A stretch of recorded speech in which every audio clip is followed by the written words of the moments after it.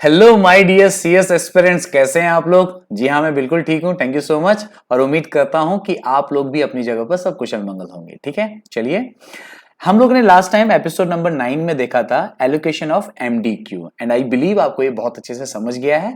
और जिस किसी ने भी ये वीडियो नहीं देखा है या इसके पिछले वीडियो नहीं देखे हैं, प्लीज ट्रस्ट मी, इस वीडियो से पहले पुराने वीडियो जरूर देखिएगा, क्योंकि ये जो एपिसोड्स हैं, ये जो सीरीज हैं, मैंने कुछ सोच समझ कर बनाए हैं ताकि एक फ्लो में आपको चीजें समझ सकें। ठीक है कि नहीं है।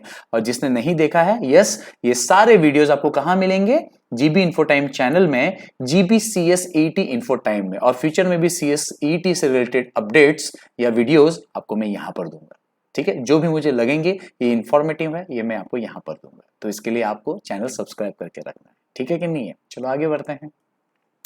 तो क्या आप लोग फ्यूचर में CS बन सकते हैं, ऐसा आपके मन में सवाल है? तो हमने इसका जवाब ढूंढा है कि हम कौन हैं। हम शूरवीर हैं, है ना। ये ब्यूटीफुल मैसेज मैंने आपको एपिसोड नंबर 2 में दिया है, इसे जरूर देखिएगा जिसने नहीं देखा है। चलिए, तो अब हम अगले पड़ाव में जाते हैं। We are now in episode number 10। बहुत बड़ी अचीवमेंट है, बहुत अच्छी बात है कि आप मेरे साथ बने हैं और हम इस तरह से चीजों को समझ रहे हैं, है ना। लॉकडाउन के चलते भी हम चीजों को आसानी से समझ सकते हैं। ये एक जीता जाता एग्जाम्पल है, द बेनिफिट ऑफ डिजिटलाइजेशन। ठीक है कि नहीं है। चलो आगे बढ़ते हैं। तो डियर, यहां पर हम लोग देखेंगे ऑल अबाउट एलिजिबिलिटी क्राइटेरिया कि CSET ज्वाइन करने के लिए, इस एग्जाम को देने के लिए क्या एलिजिबिलिटी क्राइटेरिया है और इसकी क्या फीस है और किन लोगों को ये CSET देने की जरूरत बिल्कुल नहीं है।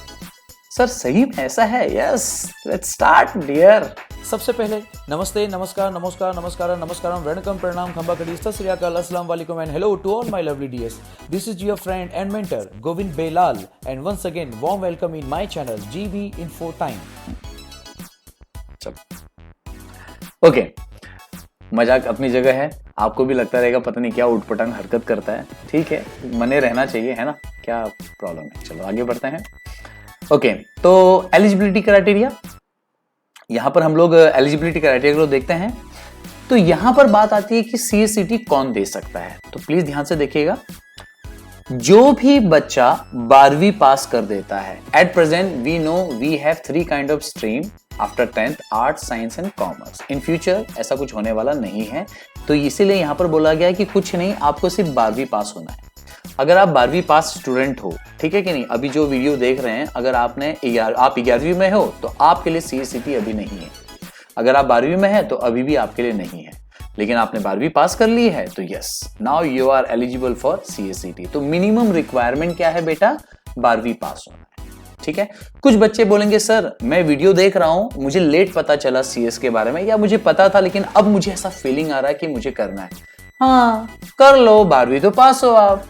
मीन्स आफ्टर ग्रेजुएशन या फिर आफ्टर पोस्ट ग्रेजुएशन भी आप ऐसा कर सकते हो। सर ये इतनी बकवास लाइन क्यों लिखी है? साफ साफ समझ में आ रहा है कि 12वीं का मिनिमम रिक्वायरमेंट है। अब ध्यान से सुनो, पहले कैसा था ना, पहले वाला 2020 में सब कुछ नया हो गया है। CS का लेवल, इसके पहले जो लेवल्स थे उसमें कैसा था कि अगर आप ग्रेजुएट हैं तो आपको फाउंडेशन देने की जरूरत नहीं है। ये सब अभी अगर कोई नया बंदा ये वीडियो देख रहा है तो उसको थोड़ा ग्लिच हो सकता है फाउंडेशन वर्ड से, तो इसलिए प्लीज आप सारे वीडियो सीरीज में देखिएगा। ठीक है कि नहीं है। आई बिलीव कि जो भी इसे देख रहा है सीरीज में देख रहा है, तो मैं ज्यादा पुरानी चर्चा नहीं करूंगा, नहीं तो पुराने वीडियोस बनाने के क्या मतलब है, जो पहले बनाए है ना। अभी पर अभी की बात करेंगे। तो पहले ऐसा था कि अगर आप 12वीं पास हैं केवल, तो CS फाउंडेशन के आप दे सकते हो, फर्स्ट लेवल। लेकिन अब, और उस समय और था, अगर आप ग्रेजुएट हैं या पोस्ट ग्रेजुएट हैं तो आपको फर्स्ट लेवल एग्जेम्प्ट है, आपको फर्स्ट लेवल देने की जरूरत ही नहीं है। ऐसा फंडा था। लेकिन अब इंस्टीट्यूट क्या बोलता है, we don't know that you are, it doesn't matter, sorry, it doesn't matter you have completed graduation और post graduation. The thing is that you should complete at least 12th standard. If you have cleared graduation or post graduation, still you have to give CSET exam. I believe आपको बात समझ में आ गई। Is that clear? समझ में आ गया? Yes. तीनों में से जो भी आप हैं आपको CSET देना है। That's it. Is that clear? Yes. क्योंकि अब लेवल चेंज हो गए, थिंकिंग लेवल चेंज हो गए, फाउंडेशन के सिलेबस अलग थे, अब CSET का फंडा अलग है, सब कुछ फंडा अलग है, तो सारी चीजें चेंज हो गई। हाँ, अब जो भी बंदा CSET कर रहा है, आई मीन CS कोर्स करना चाहता है, उसको ये CSEET का एंट्रेंस टेस्ट देना है। ये CSET अगर आप देना चाहते हो तो आपको रजिस्ट्रेशन फीस भरनी पड़ेगी 1000। सर कहां भरें, कैसे भरें, उसका क्या प्रोसेस है, ये मैं आपको नेक्स्ट आगे के आने वाले वीडियोस में बताऊंगा। फिलहाल आप समझिए 1000 रुपया भरना है। Is that clear? यस, 1000 रुपया भर दिया। अब बात क्या आती है बेटा, ये जो रजिस्ट्रेशन फीस है is nothing but a registration come exam fees. ठीक है कि नहीं है? मतलब आपने रजिस्ट्रेशन कर लिया, जब इसका एग्जाम आएगा, ठीक है, एक पर्टिकुलर टाइम के लिए आपने रजिस्ट्रेशन किया है, कब रजिस्ट्रेशन करना है, उसका एग्जाम कब होगा, हम आगे चर्चा करेंगे। लेकिन इस बात को समझो कि जब आप रजिस्टर करते हो तो आपको 4 पेपर की पढ़ाई करनी है और उसका एग्जाम देना है। अगर आप उस एग्जाम में फेल हो जाते हो, आई बिलीव आप नहीं होंगे फेल, ठीक है कि नहीं है, पॉजिटिव लेते हैं, लेकिन अगर कोई बच्चा फेल हो जाता है तो फिर वापस से वो रजिस्ट्रेशन कर सकता है और वापस से उसको 1000 रुपया भरना पड़ेगा। अब फिर वो 4 सब्जेक्ट देगा और अगर ऐसा सिलसिला चलता जाएगा तो हर बार उसको 1000 रुपया भरना पड़ेगा। और आई बिलीव आप अपने माँ बाप का पैसा बचाओगे, अपना समय बचाओगे और एक ही बार में अपनी जान फूंक दोगे और 1000 में अपना काम कर लोगे, सब कुछ अच्छा हो जाएगा। ठीक है, अब बात करते हैं कि सर आप प्लीज ये भी बताइए कि सर किन किन को ये छूट है कि CS करने के लिए आप CSET नहीं भी दोगे तो भी चलेगा। क्या ऐसा है? यस, ऐसा है। किसके लिए है सर? तो देखिए, जो पुराने CS कोर्स में थे तो फर्स्ट लेवल था CS फाउंडेशन प्रोग्राम। तो जो वीडियो फाउंडेशन प्रोग्राम के बच्चे देख रहे हैं या जिन्होंने फाउंडेशन दे दिया है तो उनको चिंता नहीं करना है, आप लोगों ने ऑलरेडी मेहनत करके फाउंडेशन दिया हुआ है। तो बेटा आप लोगों को CSET नहीं देना है, आप सीधा सीधा एग्जीक्यूटिव प्रोग्राम में जा सकते हैं। Is that clear?